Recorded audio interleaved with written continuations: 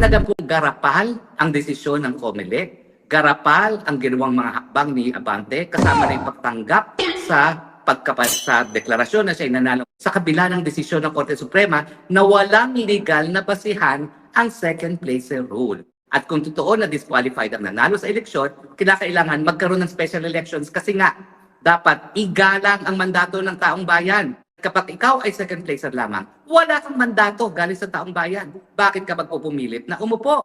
Wala na pong kahihiyan. At ako, bilang isang Kristiyano, kinahihiya ko po itong ginawang kakapalan ng mukha ni Abante na wala na nga siyang mandato galing sa taong bayan, nagpumilit pang umupo bilang isang representante. Siyempre, at tawag pa niya sa sarili niya, representante.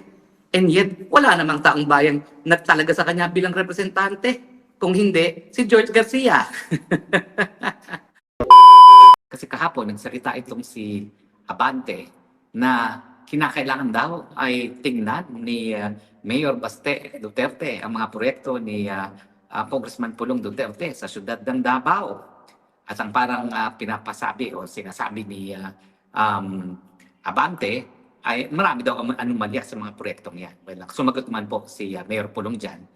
At ang sabi nga niya ay lahat ng kanyang mga proyekto ay fully accounted for, walang ghost projects, at bagamat hindi pa rin natigil ang problema sa pagbaha sa Davao City, lahat naman po ng proyekto para sa flood control ay natapos. No? At bagamat bumabaha pa rin, mabilis naman na bumaba ang tubig pag bumabaha sa Davao City. Pero kinuwestiyon din ni Congressman Pulong, ano bang karapatan ni Abante magsalita? Hindi naman siya nanalo ng isang eleksyon. Alam niyo talagang tama si Kong Pulong. Kasi sa eleksyon, ang dapat na umuupo bilang representante ng taong bayan ay yung nanalo, yung pinili ng nakakarami. Pero alam naman po natin na hindi po nakakuha ng pinakamaraming boto ito si Abante. Pangalawang po yung pinakamataas na boto lang siya. At yung unang nanalo talaga na pinili ng mga mamamayan ng Maynila para maging representante nila, napadisqualify nitong si Benny Abante. Well, unang-una po, malungkot yan. Dahil napaliwala ang mandato ng mga taga-Maynila sa distrito ni Abante. Pangalawa, buong akala natin dahil nga hindi naman niya nakuha ang mandato ng taong bayan at dahil malakas siya sa COMELEC, malakas siya sa liderato ng Kamara at siya'y nakaupo rin bilang congressman, siguro naman, this time around, pangalawang beses niya na umupo, pangatlong beses niya umupo bilang kongresista, gagamitin naman niya sa tama kanyang posisyon. Pero ito, wala nga siyang mandato, binanata na naman itong si Congressman Pulong, no? At ang ini-insinuate, mali daw nga ang paggastos ng mga pondo sa infrastruktura.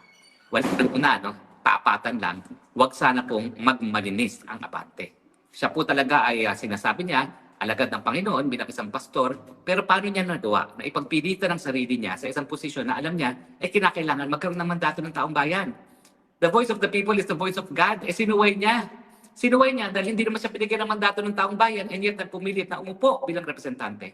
Paano ka matatawag na representante? Samantalang wala kang mandato galing sa taong bayan. No? Di ba po? Malinaw yan. At pangalawa, nagmamalinis pa. Nako, sa totoo lang po. Kayong mga district congressman, alam niyo po yan. Nagagalit si Richard Gomez, bakit daw linalahat? Pero ang katunayan, walang korupsyon kung walang relasyon ang mga district engineers sa mga district congressman. Talaga pong yung relasyon na yan ang pinagmumulan ng korupsyon sa infrastructure projects. Kasi nga, itong si district congressman nagsasabi na hindi mapupundohan ng kahit anong proyekto sa kanyang distrito kung hindi dahil sa kanyang partisipasyon sa pagbubuo ng pantaunang General Appropriation Act. At dahil dyan, dapat may SOP siya sa lahat ng mga infrastructure projects sa kanyang distrito. Dati-rate, para lamang doon sa mga proyekto na sakop ng jurisdiksyon ng district engineer hanggang 200 million. Pero ngayon, ang balita ko, lahat na ng proyekto sa kanilang distrito, bagamat maliliit ang porsyento pag mahigit pa sa 200 million, dapat nagbibigay na kay congressman. Now, ang punto, ang buong akala natin talaga, iaalay na ni Abante itong kanyang bagong termino sa tunay na serbisyo sa taong bayan. Pero hindi pala.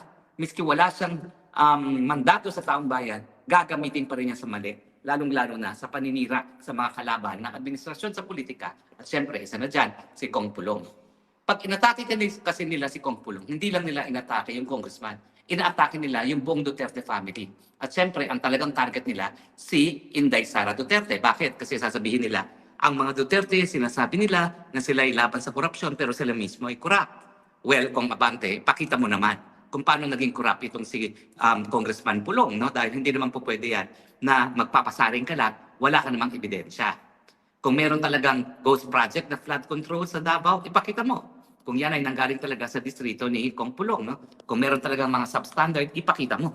Pero ang punto, huwag mo naman idihis ang issue dahil ang issue ngayon, karamihan ng mga maanumalyang flood control projects ay dahil sa intervention ng mga malalakas na mga congressman at senatong sa administrasyon. Hindi naman po pwede nang makakakuha ng pondo ay mga kalaban ng gobyerno. Siyempre, gugutumin ng gobyerno ang mga kalaban nila at yan nga po yung mga Duterte at kanilang mga alyado at ang bubusugin ay yung mga instrumento sa kanilang paggipit sa kanilang mga kalaban. Kaya nga tingnan nyo, nagsabi si Zaldico kung sino kanya mga BFF, di ba? Yan din yung mga pinakamalalaking mga nakuhang flood control projects. Kasama na dyan si Mr. Espeker, si JJ Suarez, at saka yung Gonzales ng Pampanga. Yan nga, no? Tingnan nyo, isa-isa yung mga flood control projects dyan sa mga lugar na yan, talagang madidismaya kayo, lalong-lalo na dyan sa Pampanga, no? Parang ang dami talagang mga bumibigay, lalong-lalo na dyan sa spillway na ginawa dahil nga doon sa pagputok ng pinatubo. Now, sa pangalawang punto na nais ko ilabas, iskandalo talagang nangyari na itong pag-upo pa ni Abante sa panahon na naglabas ng desisyon ng Korte Suprema na walang basihan yung second placer rule. Yung second placer rule ang naging dahilan kung bakit umupo si Abante. Kasi na-disqualify yung number 1 na binoto ng representante ng distrito niya ng Maynila, kaya siya umupo bilang second placer. Di ba nagkaroon na nga ng desisyon na hindi po pwede at walang basihan yung second placer rule. Ang palusot nila, hindi pa kasi pinalya kasi nag-file pa ng motion for reconsideration. Ganun pa man, ano ba naman yung respetong pinapakita mo sa kataas-taasang hukuman? Kung matapos magbigay ng isang desisyon na walang legal na basihan ng second placer rule, pinaupo mo ang second placer.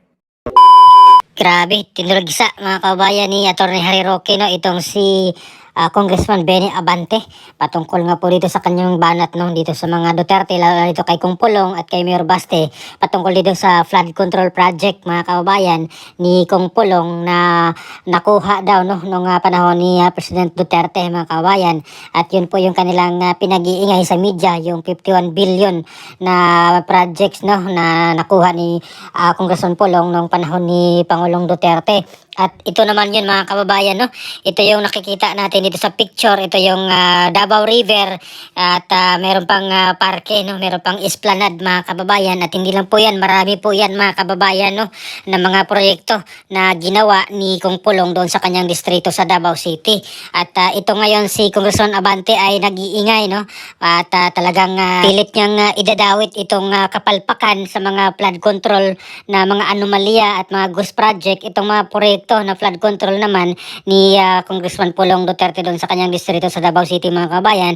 Samantalang itong mga usap-usapan ngayon ng mga anomalya ay dito po yan sa Luzon, no, nangyari at sa Visayas at lalo-lalo dito sa Bulacan mga kabayan at pati mismo dito sa lungsod ng Maynila dahil si Mayor Isko Moreno ay merong isiniwalat, merong ibinulgar mga kababayan na meron pong 14 billion na mga flood control project ang ginawa from 2022 hanggang 2025 na walang permit, no, galing po sa Manila LGU at iniisa-isa nga po yun ni Yorme mga kababayan at isa sa mga distrito dyan ay hawak ni Congressman Abante dito po sa Manila 6th District na kung saan nakakuha po siya ng 2.6 billion mga kababayan na worth flood control project, no, dito po sa kanyang distrito sa 6th District kababayan. So total po ay 14 billion daw po ito sa lahat ng distrito dito sa Maynila, 6 districts po lahat, no, dito sa Maynila. At itong distrito ni Congressman Abante ay nakakuha ng 2.6 billion mga kababayan at iniimbestigahan po ito ni Mayor Isko mga kababayan, no, ito mga flood controls or flood control project dito sa lungsod ng Maynila. At kasama na rin dito itong 6 district ni Congressman Abante at meron pang hamon, no, itong si Congressman Abante na unahin daw ni Mayor Isko mag-imbestiga dito sa kanyang distrito sa Manila 6th District, no, mga kabayan dito sa Pandacan, sa Santa Mesa, sa Santa Ana.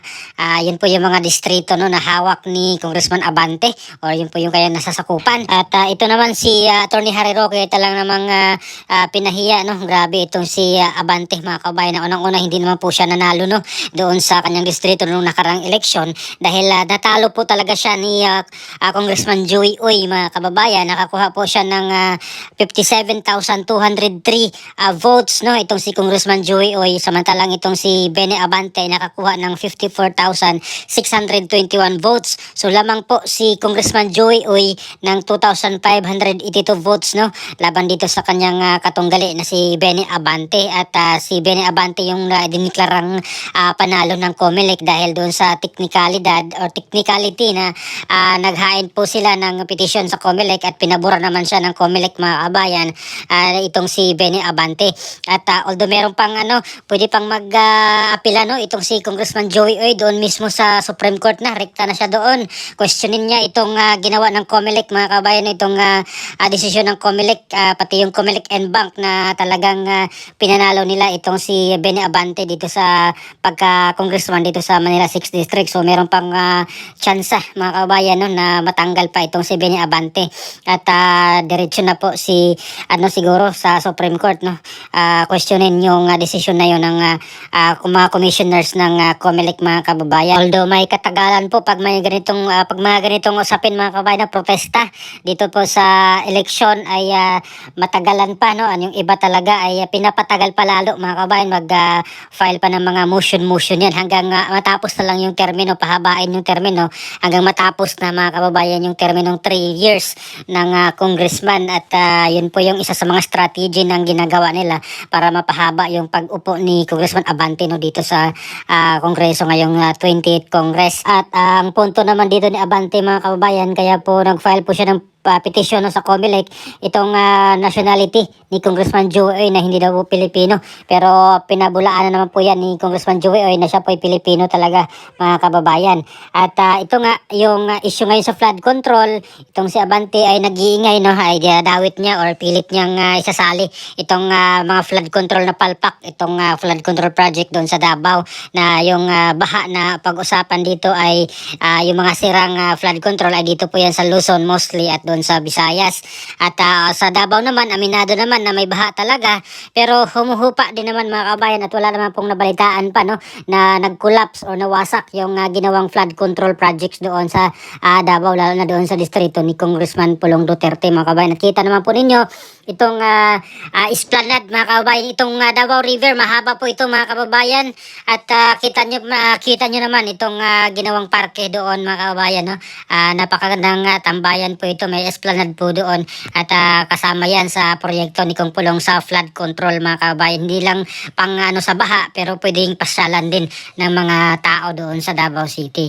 At itong si Congressman Abante talaga namang nag-iingay no, talagang hindi po talaga siya nagpatinag kung ano yung kanyang karakter noong 19th Congress dito sa Quadcom, ay malamang ngayong 28th Congress mga kabayan, habang palapit itong 2028 election, talagang dudurugin nila ng todo siguro itong mga Duterte mga kabayan. Palagay ko lang po yan mga kababayan, dahil pinagmamalaki nga po niya na buhay ulit itong Quadcom daw no, itong tinatawag nilang Quadcom 2.0.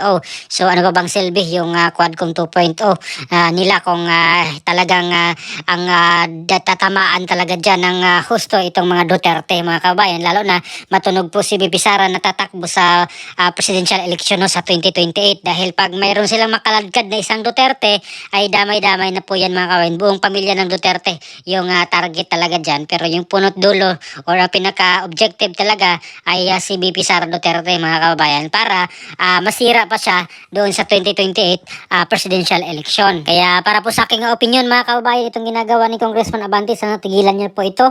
At lalong-lalo na pastor po siya no, Baptist ata to siya. At talaga namang nag-aaral po siya ng Biblia. At kabaliktaran naman itong ginagawa niya mga kababayan. At talagang na-attempt niya na umupo siya doon sa Kongreso na hindi naman po siya binoto ng mga tao doon sa kanyang distrito mga kababayan. At pakikita mo talaga dito no, pastor, pero walang delikadesa mga kababayan. Parang nilamon na po siya ng sistema ng politika no.